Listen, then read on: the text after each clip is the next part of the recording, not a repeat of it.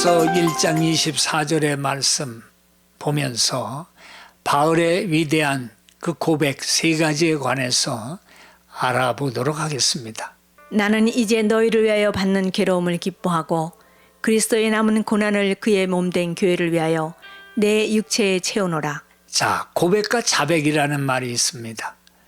고백이 자기 마음에서 우러나서 하는 것이라면 자백은 외부의 압력에 의해서 또는 외부의 여건에 의해서 속의 말을 토해내는 것이다. 이렇게 말씀드릴 수가 있어요.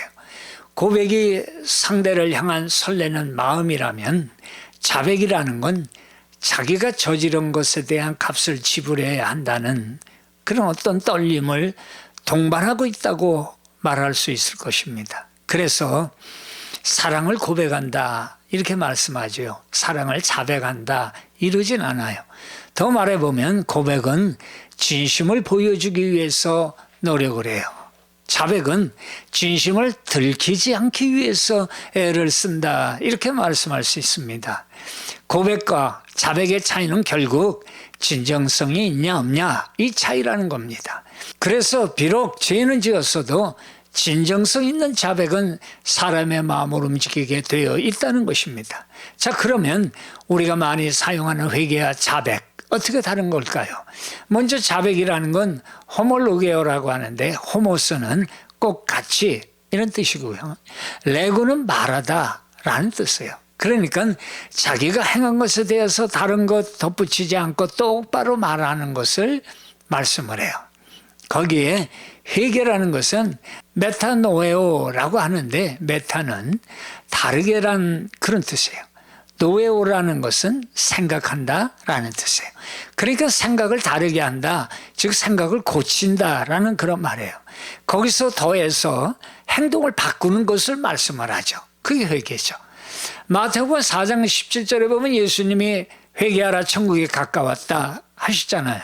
그건 메시아 구세주에 대한 생각을 바꾸라라는 거예요. 세상에 오신 초림의 예수님, 세상에 왕으로 오신 예수가 아니죠.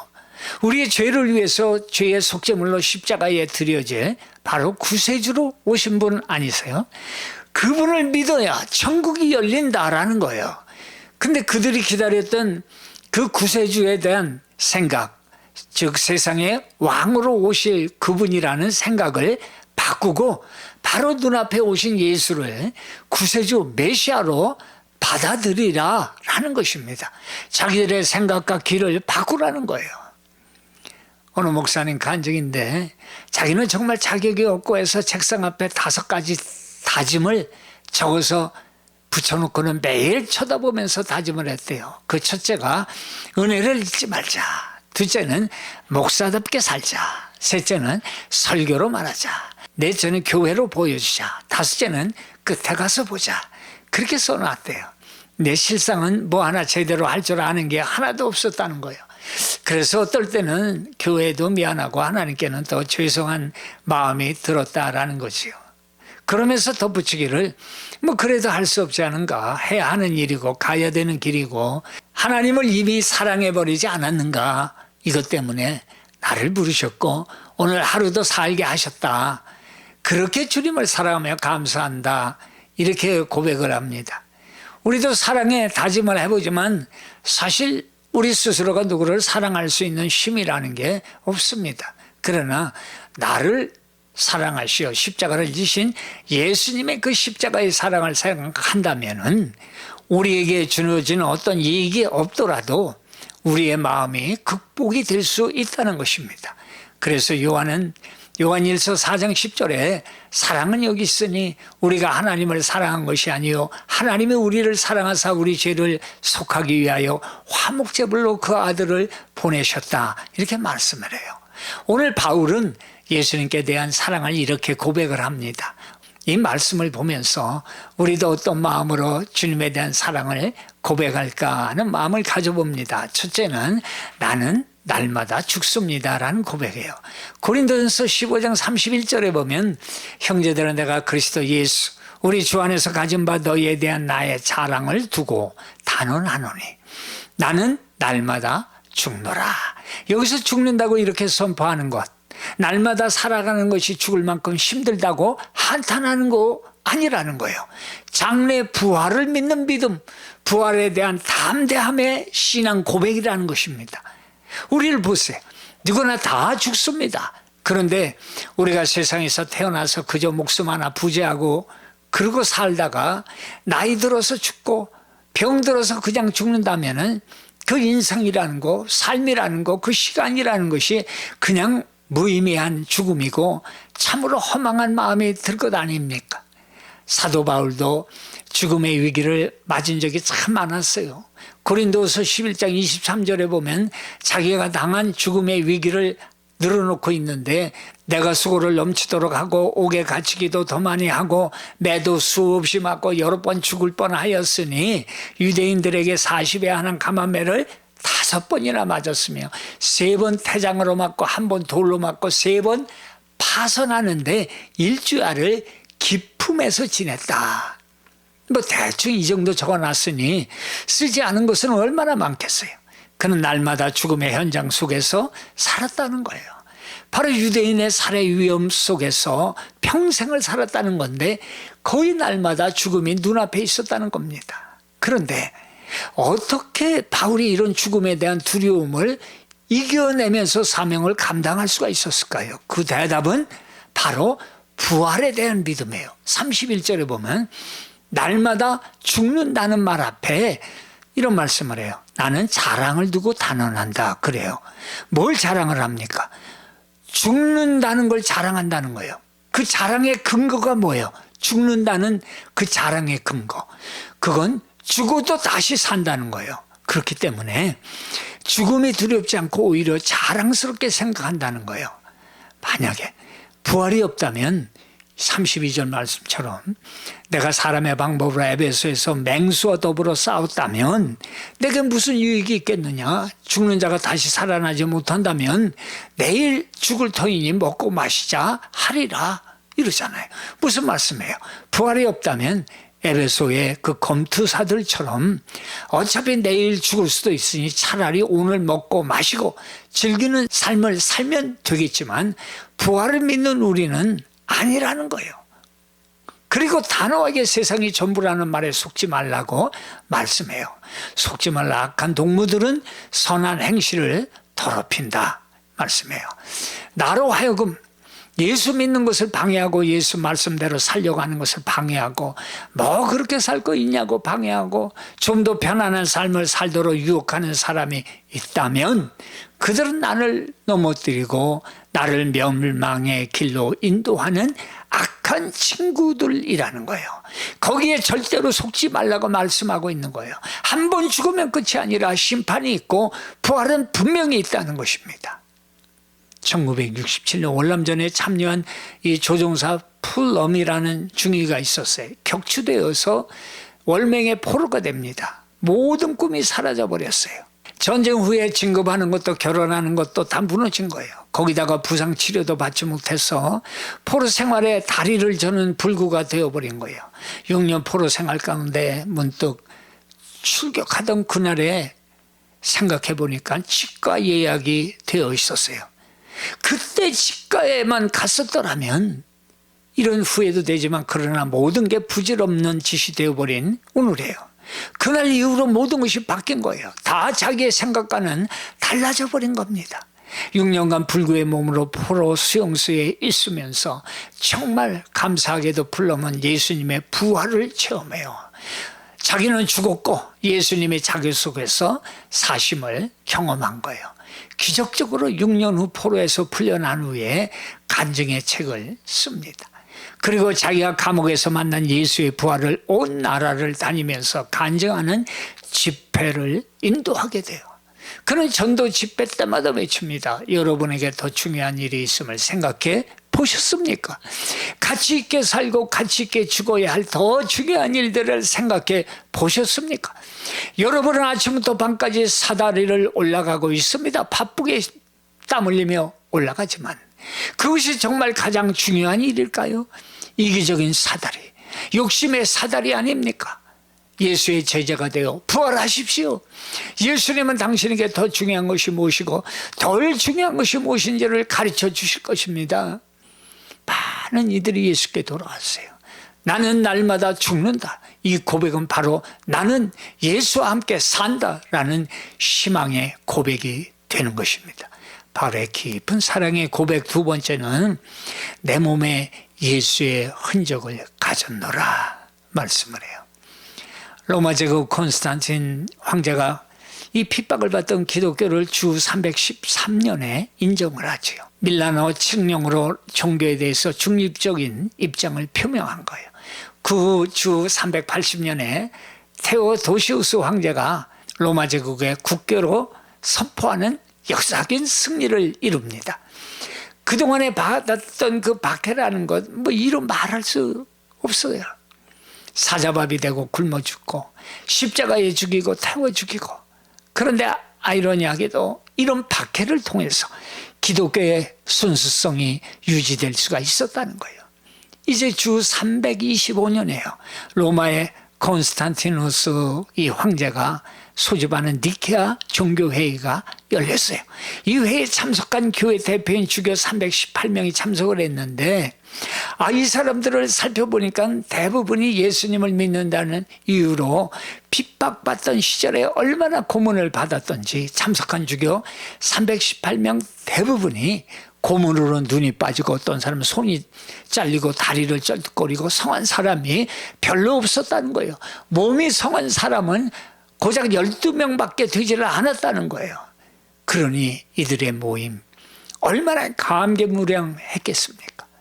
그리고 지금 이 회의라는 것 삼위일체의 정의에 관한 거였는데 두 패가 대립을 하고 있었어요. 아타나시우스파는 지금 우리가 믿는 삼위일체를 주장한 신조를 믿는 사람들이에요. 그 내용을 보면은 우리는 삼위일체 하나님, 즉 하나이신 삼위 하나님을 예배합니다. 성부, 성자, 성령은 하나, 영광도 동동하며 존엄도 함께 영원합니다. 성부의 본성이 바로 성자, 성령의 본성입니다. 성부도 누가 만들지 않았고 성자도 누가 만들지 않았고 성령도 누가 만들지 않았습니다. 성부, 성자, 성령 모두 무한합니다. 성부, 성자, 성령 모두 영원합니다. 그러나 영원한 본질은 셋이 아니라 하나만 존재합니다. 이게 채택이 됐습니다. 지금이야 당연하다고 생각하지만 이렇게 어렵게 채택이 된 거예요. 그런데 그 반대로 아리우스파라는 사람들이 주장하는 그 내용이 있는데, 예수님은 하나님께 종속이 돼 있고 하나님과 비슷하지만 피조물에 불과하다, 이런 거였어요. 이게 이단으로 결정이 된 회의였다는 거예요. 이걸 보면서 우리가 믿고 고백하는 기독교의 사도신경이라든가 삼위일체 교리라든가 이런 고백들이 그냥 거저 되어진 것이 아니라 수많은 기독교인들의 피를 흘리고 난 후에 받아들여진 선포라는 거예요. 그래서 우리가 고백하는 이런 것들이 다 신앙의 선조들의 그 피 흘림 속에서 자라온 흔적이라는 것입니다. 오늘 갈라디아서 6장 17절의 말씀을 보세요. 이후로는 누구든지 나를 괴롭게 하지 말라. 내가 내 몸에 예수의 흔적을 지니고 있노라. 그러죠. 이 흔적이라고 하는 단어 풀이를 해보면 헬라어로 스티그마타 이렇게 불러요. 이 말은 노예 문화에서 나온 단어예요. 그 당시에 노예 제도를 보면 네 종류의 노예가 있었어요. 첫째는 혼자만 노예인 사람이 있어요. 그러니까 자식이나 아내는 자유인, 혼자 노예 생활을 하는 사람이라는 거죠. 두 번째는 정해진 기간의 노예가 있었어요. 약속한 몇 년 동안만 노예 생활을 하면 그 이후엔 자유의 몸이 되는 거예요. 어떤 거냐 하면 빚을 많이 줬는데 이 빚을 갚으려면 적어도 7년은 내가 나한테 노예로 일해야 된다. 그렇게 하겠습니다. 이렇게 정해진 기간의 노예가 있었다는 거지요. 세 번째는 자진적 노예가 있었어요. 나는 좋은 주인을 만났으므로 다른 것도 할 것 없고 평생 주인집에서 노예로 죽을 때까지 살게 해 주십시오. 이렇게 자진적으로 노예가 된 사람이라는 거예요. 그러면 그 주인의 마음에 그것이 기쁘게 생각이 되면서 표를 하나 해줘요. 그게 뭐냐면 이 노예가 되는 사람에게는 귀를 나무 기둥에 대고서 꼬챙이로 뚫어서 귀에다 귀고리를 달아주는 거예요. 그래서 이것을 달고 다니면 누가 보아도 저 사람은 평생 노예 선언을 하고 약속한 노예다, 그런 뜻이었다는 거죠. 그러니까 요새 남자들이 귀걸이를 하는 거, 이거 뭐 생각 좀 해봐야 되지 않겠어요? 네 번째는 제일 조건이 나쁜 노예가 있었는데, 그건 주인과의 약속을 어기고 도망을 갔다가 다시 잡혀온 노예예요. 이런 노예들에게는 어깨라든지 신체 부위에 몸을 찢어서 표시를 해두는 거예요. 그게 스티그마예요. 화인을 찍어버리는 거예요. 그 흔적은 죽을 때까지 지울 수가 없도록 그렇게 해버립니다. 그러니까 누가 보아도 금방 저 노예는 도망갔다 잡혀온 노예다 라고 생각을 하게끔 되어 있는 거예요. 그러면 그 노예는 딴 생각을 할 수 없습니다. 이제는 주인이 죽이면 죽고 살리면 살고 하라면 하고 먹으라면 먹고 하라는 대로 하는 겁니다. 그때 그 노예의 몸에 찍힌 흔적이 바로 스티그마타라는 거죠. 그런데 지금 이 바울이 자신은 예수에게 그러한 그 스티그마 노예가 되었다는 거예요. 나의 몸에는 예수님의 스티그마타가 찍혀져 있다. 나는 예수 그리스도의 종이 되었다. 내가 사는 것이 아니요 내 속에 예수께서 사시는 것이다. 나는 이제 사나 죽으나 내 몸에 예수 그리스도가 존귀되는 것이 나의 삶이다. 주님이 내게 찍어주신 이 스티그마타를 나는 지울 수 없다. 나는 운명적으로 결정된 예수 그리스도의 스티그마타 노예입니다. 이렇게 말하는 거예요. 갈라디아 교인들이 나를 좀 괴롭히고 나의 사도직에 대한 온갖 비난의 말을 하지만 상관없다는 거예요. 누가 뭐래도 나는 예수의 낙인이 찍힌 영원한 주의 종이라는 겁니다.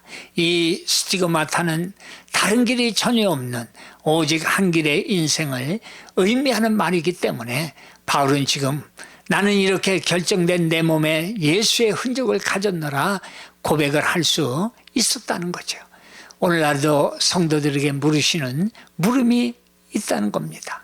당신에게 남이 알아볼 수 있는 예수 믿는 성도라는 행동과 태도와 신앙의 확신이 있냐라는 거예요. 또 하나는 당신은 예수 믿는 성령의 낙인을 가지고 믿음으로 살아가고 있냐라는 거예요. 나는 이제 주님을 떠날 수도 없고 이 흔적을 지울 수도 없고 취소할 수도 없는 영원한 주님의 자녀이고 나는 이제 살아도 주를 위해 살고 죽어도 주를 위해 죽을 수밖에 없는 예수에게 붙들린 인생입니다 라는 고백을 드릴 수가 있냐라는 것입니다. 그게 성도라는 거예요. 갈라디아서 2장 20절에 고백 아니에요? 내가 그리스도와 함께 십자가에 못 박혔나니 그러니 이제는 내가 사는 것이 아니에요. 오직 내 안에 그리스도께서 사신 것이라. 이제 내가 육체 가운데 사는 것은 나를 사랑하사 나를 위하여 자기 자신을 버리신 하나님의 아들을 믿는 믿음 안에 사는 것이라. 이렇게 예수의 흔적을 자랑하던 바울, 그도 AD 64년에 로마의 감옥에서 부활을 바라보며 순교하였던 거예요. 이제 우리가 사는 것은 나를 살아서 나를 위하여 자기 자신을 버리신 하나님의 아들을 믿는 믿음 안에서 사는 것. 이 모습이 바로 예수님의 십자가의 흔적을 가진 사람들의 신앙인 줄 믿습니다. 예수님을 향한 세 번째, 남은 고난을 내 육체에 채우노라. 아이라 스탠필 목사님이라고 있었는데 무려 400여 곡의 가스펠을 작곡하신 분이에요. 그중에 우리가 잘 아는 내일은 난 몰라요 라는 곡이 있죠. 이 곡은 목사님이 가장 힘들고 어려운 때 만든 곡이에요. 1949년 함께 찬양 사역을 하던 부인 젤마가 시험에 들어 넘어졌어요. 죄악의 길로 빠져버린 거예요. 목사님은 이혼을 당하게 된 거예요. 거기다 아이 양육권도 빼앗겨버렸어요. 졸지 가정이 무너지고 해체되는 고통이 다가온 거예요. 이 감당기 힘든 고난 중에 스탠필 목사님은 주님께 엎드립니다. 그때 주님이 주시는 평안이 물밀듯이 가슴에 밀려오기 시작을 하는 거예요. 그 입에서는 찬송의 멜로디가 흘러나오면서 고난을 이기며 승리하게 돼요. 내일은 난 몰라요. 하루하루 살아요. 불행이나 유행함도 내 뜻대로 못해요. 험한 이 길 가고 가도 끝은 없고 고뇌요. 주님 예수 팔렘에서 내 손 잡아주세요. 누구나 고난은 있지만 우리가 고난받을 때 예수님이 이기게 하신다는 거예요. 바울은 자기 고난에 대해서 이렇게 말씀하잖아요. 장 24절에 나는 이제 너희를 위하여 받는 괴로움을 기뻐하고 그리스도의 남은 고난을 그의 몸된 교회를 위하여 내 육체에 채우노라. 여기서 남은 고난, 남은이라는 말이 무슨 뜻입니까? 이 말씀은 예수님의 구원 사역이 더 필요하다는 것이 절대 아니라는 거예요. 내가 할 일이 있다라는 것이 절대 아니라는 거예요. 이 남은이라는 말은 헬라어로 피스테레마라는 말을 번역한 것인데, 필요한 가운데 아직 채워지지 않은 부분들, 아직 다루어지지 않은 부분들, 이걸 말씀하고 있어요. 그리스도의 남은 고난이라는 건 우리가 그리스도를 위해서 당하는 고난이라고 해석할 수가 있는 말이에요. 그리스도를 믿고 살아갈 때 겪어야 할 고난이 있다고 말씀해 주는 거예요. 그래서 우리가 아는 것 첫째는 우리의 삶에도 고난이 있다. 주님 믿고 살아가는 우리에게 그리스도를 위한 고난이 있다라는 거고, 둘째는 바울은 자기 육체에 그리스도의 남은 고난을 채운다 라는 말씀은 주어진 고난과 당당히 맞섰다는 거예요. 그리고 그 고난을 끝까지 이겨내고 채우고 있다는 말씀이에요. 빌립보서 1장이에요. 잘 보여주고 있어요. 바울이 빌립보 교인들을 위로하는 이야기가 기록되어 있는 거예요. 빌립보 교인들은 바울이 감옥에 갇히게 돼서 걱정했어요. 앞으로 어떻게 복음 전파를 해야 되는가, 이게 불가능해지지는 않을까 염려했어요. 그런데 바울은 자신이 감옥에 갇히게 되니까 오히려 복음 전파가 더 잘 되더라라는 거예요. 우선은 감옥에서 복음을 전해서 평생 갈 수 없었던 곳인데 복음 전파가 이루어졌다는 거예요. 그리고 자신이 옥에 갇히니까 자기 반대파가 이때다 싶어서 세일을 확장하기 위해서 복음을 전했다는 거예요. 어쨌든지 복음이 전해지니 좋은 일이 아니냐라는 겁니다. 그렇죠. 우리가 볼 때 고난은 손해처럼 보여. 때로는 패배한 것처럼 보여. 그러나 하나님께서 이 고난을 통해서 더 놀라운 일을 이루어 주신다는 것입니다. 우리가 생각지 못했던 놀라운 열매를 맺게 해 주신다는 거예요. 그래서 고난을 당하며 기뻐할 수가 있는 것입니다. 그것이 고난을 이겨내는 거예요. 그것이 바로 예수님의 십자가 죽음 아니겠어요? 주님이 죽으셔야 모든 사망 원수의 왕노릇하는 권세가 죽고, 이것이 복음이 되어서 누구든지 믿는 자는 구원을 얻는 길을 열어놓으시고 부활하신 거 아니에요. 우리가 채워야 할 것 없습니다. 예수님이 구원의 완성을 이루시고 우리가 겪는 고난 또한 함께 하시고 능히 이기게 하시고 감당치 못할 시험 주시지 아니하시고 피할 길을 내시고 승리케 하심으로 하늘의 상급을 주시는 거예요. 바울의 고백처럼 부활을 바라보며 오늘도 나를 죽이고 예수 믿는 담대한 고백의 흔적을 남기시고 예수 믿음으로 주어지는 선택적 손해를 보는 것에 대해서 두려워하지 마시고 능히 불이익을 이기게 하시고 더 좋은 것으로 함께 하시는 좋으신 하나님을 찬양하시기를 축원합니다.